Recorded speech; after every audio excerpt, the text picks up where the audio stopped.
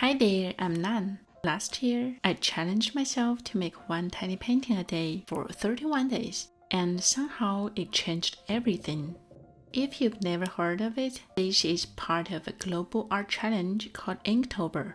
Every October, we made daily drawings by following a prompt list that changes every year, one word a day for all 31 days. Most people do it with ink drawings, but I like to do it my own way. I paint tiny watercolors. Now it's October again, I'm back at it. And after 1 week's painting, I already feel the difference. Painting a little every day helps me stay creative. It's become something I really enjoy doing. Here's how I keep this daily painting routine manageable.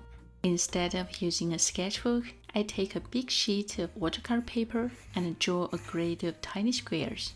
Each day I fill in just one square. No big setup, no changing formats. Just one page that slowly comes to life, square by square. Watching the page slowly fill up is just so satisfying. To keep things simple, I only use 1 or 2 brushes and often limit my colors. Sometimes just one color for the whole piece. With few choices, I can just sit down and start painting right away. To make it part of my day, I always paint at the same time, at night just before bed. I make some tea, open my tiny palette, and give myself about 30 minutes. That quiet moment just become my little routine. I really recommend having a fixed time and a gentle time limit. It makes the whole thing feel more like a cozy ritual. These little constraints make it easier to begin, and that's why it keeps me coming back. The prompts list helps too. It gives me a direction to start with every day, but I don't follow it too strictly. I like to keep it open, just something to spark an idea. For day 1, the prompt was mustache. I didn't want to go with the obvious route, so I painted a yellow autumn leaf shaped like a curly mustache, just like the one I saw on the ground earlier that day. And once I had that leaf, the next prompt weave naturally made me think of a quiet forest with tangled branches. I tried to build a little story between paintings, especially when I noticed that deer was coming up. So on day 3, I painted a rustic deer crown with some tiny flowers. Some prompts sparked changes in scenery, like murky.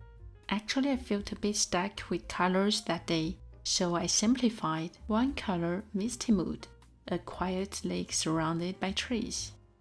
This also became one of my favorites from this week. That reset helped me move away from just forest scenes and open things up. Lakeside views, white skies, and softer transitions. As the days went by, I adjusted the way I approached it.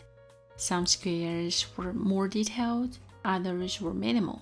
And that's what really makes this practice work. It's not about making something perfect. It's about setting gentle limits, showing up, and painting something tiny. I will be sharing more updates during this month, and I'd love to have you with me on this daily painting routine. And if you want to build a creative habit, why not join me this time? Paint something tiny, 1 square a day. That's all it takes.